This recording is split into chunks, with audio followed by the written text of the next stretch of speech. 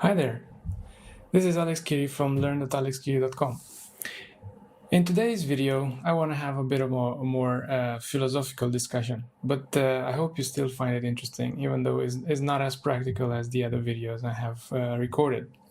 And the topic for today is related to using code for different things.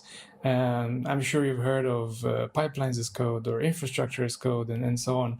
So I want to talk a bit about the different things we can use code for, and which is why I called this video Everything is Code. And everything is code, I think it's an interesting idea, and I think we should try to use code for as many things as is feasible. And I think this is also a very important part of DevOps. But let's have a look. So I will do a bit of drawing now. Let's see. So when we talk about code, most of the time it starts with developers. So we have one developer here and another developer here. And each of them, they have their own development environment. And this could be an environment in the cloud, or maybe some local environment. Not that important at this point. And well, usually developers, they write code, so most likely they have one or more repositories, maybe in Git, and they are working together on building a service or a product of sorts. And they are both pushing code here. And most likely, whenever they're pushing code, there is a pipeline that does build, test, and deploy this code. And I am simplifying things a little bit, since this is not a very in-depth discussion, but I hope it's not a problem. So they push code, and whenever they push code, this triggers the pipeline. And well, the pipeline in the end will deploy their services on some sort of infrastructure, whatever that is, technical infrastructure. So I'm going to put this infra here. And inside this infrastructure, they will have their service. And this would be version 1.2.3 or whatever. So the pipeline deploys this service. So this is the most classical sort of use case for code. So we use code to build services or products or applications that our customers are using. But I mentioned already, and another use case for code is to actually have defined and manage the infrastructure. So let's say we have another Git repo here, which is for infrastructure. And the same developers are pushing code there. And obviously, well, there's going to be a pipeline here that does a build, test, and deploy. And let's finish this pipeline here. And well, whenever there's a push, I said this triggers the pipeline, and then the pipeline can build and test this configuration of the infrastructure environment and so on.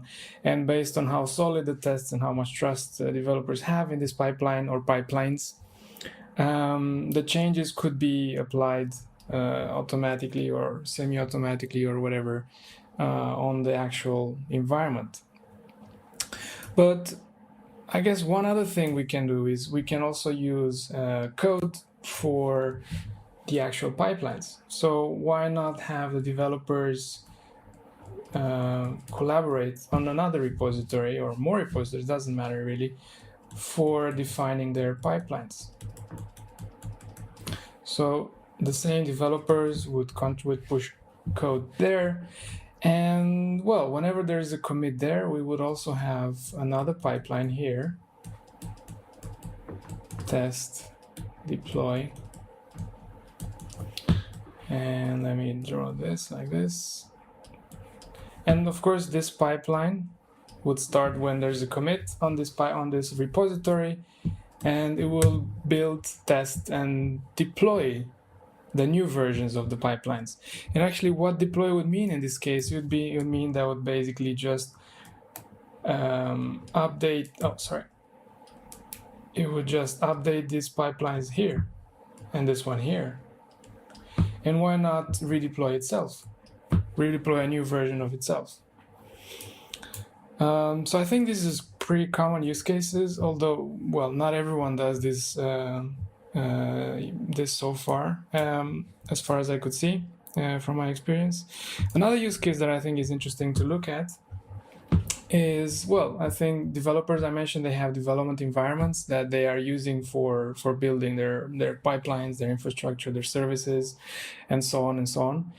Why not manage those environments as code as well?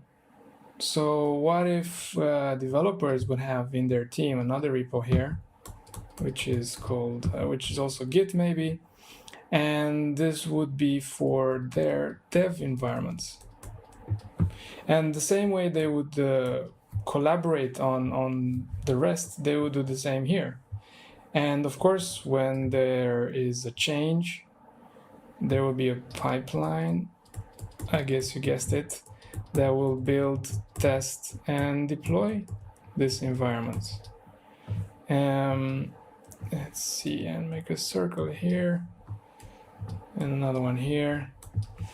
And well, basically what this means is that in some way or the other, when everything is okay with the changes to the environments, their work environments would get updated somehow through this pipeline. And I think this, like, it's very beneficial for many reasons, but it would also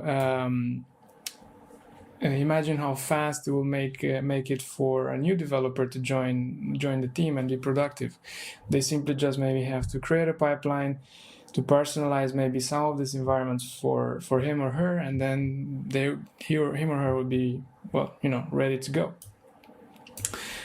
And I think some of these are the most common scenarios for using code. And in larger companies, it's not atypical to have, for example, the pipelines being developed as a platform inside of the company, and the users of the platform would be the other product teams. The same for infrastructure. It wouldn't be atypical to actually have a team that will develop and offer a platform for whatever infrastructure related things. Of course, these platform things, they should be quite transparent, and although they offer tooling and so on to make it easier for the other teams to use this platform, they shouldn't hide everything away, because then we simply just shift to a stage where, well, we have developers that throw over the wall to the ops guys or girls, and we haven't gone very far. But since companies grow, there must be a way to be able to abstractize things and offer platforms to other teams in such a way that we don't go back to the separation between dev and ops. And lastly, I think also the development environments, also they could be some sort of part of a platform that some team develops and offers it to the developers in the company. And actually, I'm working on a couple of videos to show a way to do this with Windows Subsystem for Linux and Docker, but more about that in a different video. And I think everything is code, which I think this is a subset of that, has several benefits. But I don't want to go through all of them here. I will just try to mention some of them, at least the way I see them. So one of them we have is that everything is code. It increases transparency. And what I mean by that is that when things are being developed as code, most likely people would work with short-lived branches and pull requests. And there will be a constant review of changes between the members of the team or teams that collaborate on a certain code base. So at any point in time, there will be a very simple way for people to see what has changed in the past and who has done it, and review it and collaborate, and basically exchange feedback on the changes, which basically makes it easier for everyone to work on that code base. So it increases transparency because it's simply stored in a central place that everyone has access to and can collaborate with the others in an easy way. Another thing that I think it's a benefit is that it increases scalability. Scalability. Since there is code written to make something, be it a pipeline, infrastructure, product, so on, whatever, then you most likely can reuse that code to make more instances of the same thing. So you can easily scale and create new environments and so on. And this is very interesting because using this, you can actually finally get rid of that staging or beta or pre-production environments or whatever they're called. You don't need them anymore. If it's super easy to create any kind of environment from scratch in a few minutes, then whenever you want to do some exploratory testing on some extensive integration testing, then you don't need to have these environments who run all the time. You can simply create one with the exact dependencies you need and versions of your components, and use it, do whatever you want to do with it, and then just delete it. And another thing is that I want to mention is also that increases reliability, if I can spell it, and maybe also speed of recovery.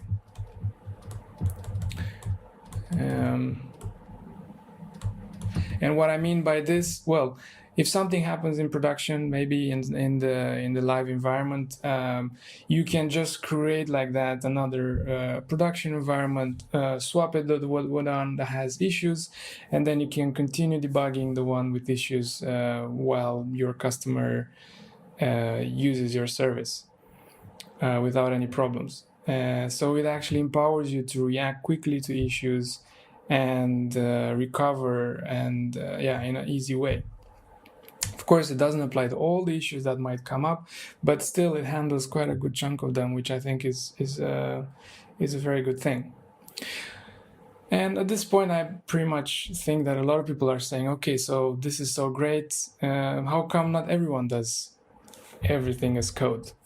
Well, I think in general, doing things this way require a bit of investment in advance. So I think this is one of the reasons that is not so common. So if you want to do things this way, you need to invest a bit in learning how to use different tooling and platforms to do it, to work in this way. Well, while it's not that complicated, it does require some work to get this started. And second thing, you need to keep on doing these things. You need a bit of discipline. So neglected tests that keep failing, or technical debt that keeps causing you issues, all of those things, they don't go well with this setup, because if you ignore them, then it will be very hard to actually continue working this way. So you need a bit of investment in advance, and you need a bit of discipline as you go. But I think these enable another benefit that I haven't mentioned here, and that is they enable sustainable growth.